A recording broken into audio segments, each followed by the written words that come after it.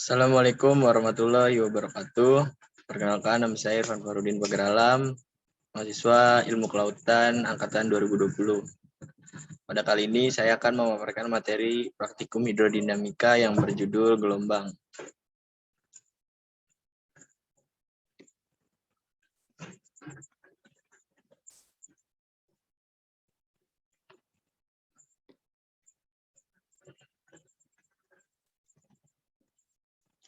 Yang pertama adalah pengaruh angin terhadap gelombang. Gelombang yang terjadi di lautan dapat dibangkitkan atau diakibatkan oleh gaya.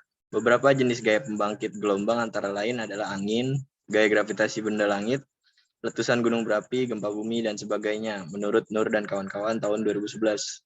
Semakin lama dan semakin kuat angin berhembus, semakin besar gelombang yang terbentuk. Tinggi dan periode gelombang yang dibangkitkan dipengaruhi oleh kecepatan angin atau U, lama hembusan angin atau D, Fetch atau F, dan arah angin.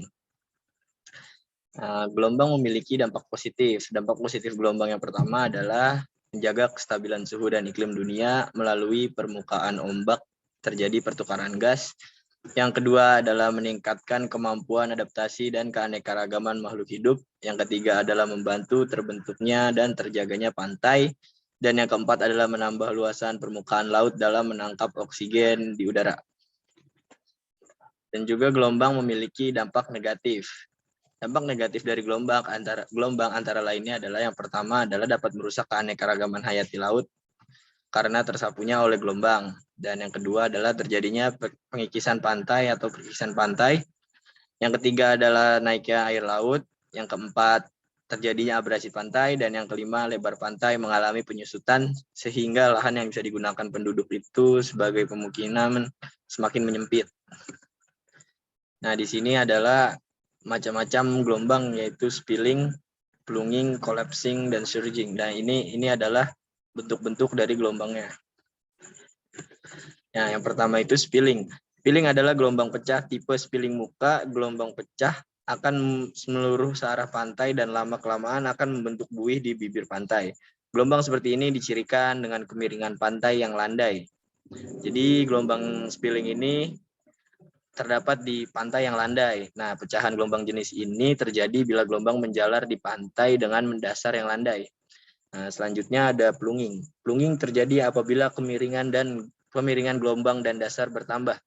Gelombang ini akan pecah dan puncak gelombang akan memutar dengan massa air dan puncak gelombang terjun ke depan. Gelombang pecah tipe plunging, muka gelombang memecah dengan cara bergulung-gulung dan akhirnya membentuk buih yang dicirikan dengan adanya limpasan yang ikut di pantai. Gelombang ini sangat cocok untuk kegiatan surfing. Nah, yang selanjutnya adalah collapsing. Collapsing adalah pecahan jenis ini terjadi apabila lereng pantai sangat curam. Pada pecahan jenis ini, puncak gelombang naik seperti akan menghunjam ke depan. Tetapi kemudian dasar gelombang naik ke atas permukaan pantai sehingga gelombang jatuh dan menghilang. Selanjutnya ada surging. Surging adalah gelombang pecah tipe collapsing. Muka gelombang tidak berubah atau pecah, tetapi semakin mendekati pantai akan membentuk gelombang pipih yang semakin mengecil dan akhirnya akan menghasilkan turbulen di bibir pantai. Nah, selanjutnya adalah gelombang dan akibatnya. Yang pertama adalah gelombang akibat gempa bumi dan kapal. Nah, gelombang laut pada umumnya timbul oleh pengaruh angin, walaupun masih ada faktor-faktor lain yang dapat menimbulkan gelombang itu sendiri, seperti aktivitas seismik di dasar laut atau gempa. Selanjutnya ada letusan gunung berapi, pergerakan kapal, gaya tarik benda angkasa, bulan dan matahari menurut Nining 2002.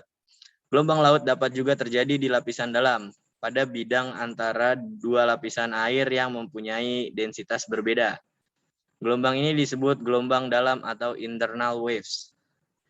Nah, yang pertama adalah gelombang akibat gempa bumi. Gelombang gempa bumi dapat diartikan sebagai getaran yang berada di permukaan bumi akibat pelepasan energi dari dalam bumi secara tiba-tiba.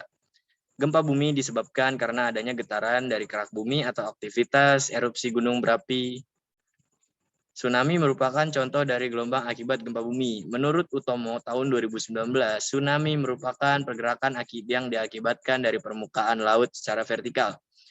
Perubahan dari permukaan laut ini dapat dikarenakan gempa bumi yang berasal dari bawah laut letusan gunung berapi yang dari bawah laut, longsor bawah laut, atau hantaman meteor di laut, gelombang tsunami bisa menjalar di segala arah.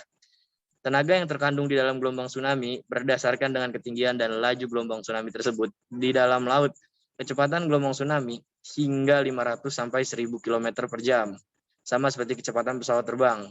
Gelombang laut ini mengakibatkan tsunami ini tidak selalu terjadi setiap menit atau detik seperti gelombang lainnya. Bencana tsunami yang merupakan salah satu bencana ikutan akibat gempa akan terjadi apabila yang pertama, pusat gempa di bawah dasar laut, yang kedua kedalaman, yang ketiga kekuatan skala Richter. Ada juga yang mengatakan kekuatan gempa 6 skala Richter, dan ada juga yang mengatakan kekuatan gempa 6,5 skala Richter. Dasar laut mengalami penyesaran vertikal atau sesar naik atau sesar turun. Kolom air laut di atas epicentrum tebal. Terjadi ledakan dahsyat gunung api di bawah permukaan air laut. Contoh gunung api Krakatau tahun 1883. Yang selanjutnya adalah terjadi longsoran besar di dasar laut. Gelombang akibat pergerakan kapal.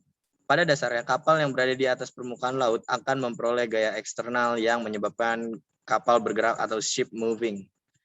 Gerakan kapal ini disebabkan adanya faktor luar, terutama oleh gelombang. Dalam memperoleh perlakuan dari gelombang, kapal mengalami dua jenis pergerakan, yaitu gerakan rotasi, adalah gerakan yang merupakan getaran putaran, gerakan linear. Gerakan ini merupakan gerak lurus beraturan sesuai dengan sumbunya. Selanjutnya ada gelombang destruktif. Gelombang destruktif merupakan gelombang laut yang merusak struktur pantai. Gelombang ini biasanya sangat tinggi, yang memiliki tinggi ada lebih dari 1 meter. Panjang gelombang yang pendek dan frekuensinya lebih sering 10 sampai 14 gelombang per menit.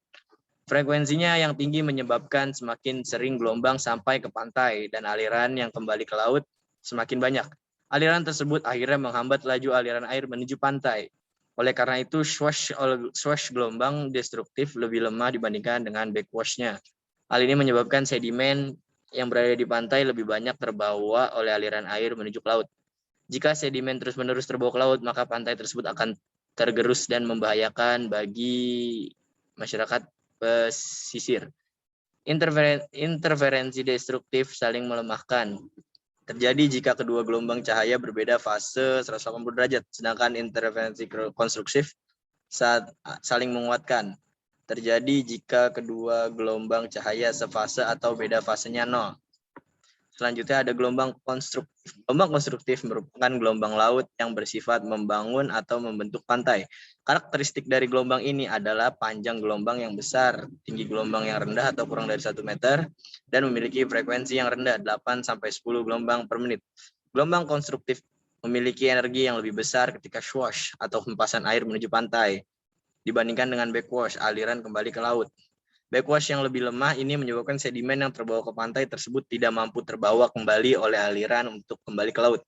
Oleh karena itu, sedimen tersebut terperangkap dan menumpuk sehingga membentuk struktur pantai. Interferensi konstruktif terjadi ketika gelombang bertemu masing-masing memiliki perpindahan ke arah yang sama. Hasilnya adalah bahwa pemindahan saling menguatkan, membentuk gelombang resultan dengan amplitudo yang lebih tinggi dari amplitudo dari setiap getaran gelombang yang bergabung untuk menghasilkan itu. Baiklah, pemaparan materi dari saya tentang praktikum hidrodinamika yang berjudul gelombang. Kurang lebihnya mohon maaf. Wabillahi taufiq wal hidayah. Wassalamualaikum warahmatullahi wabarakatuh.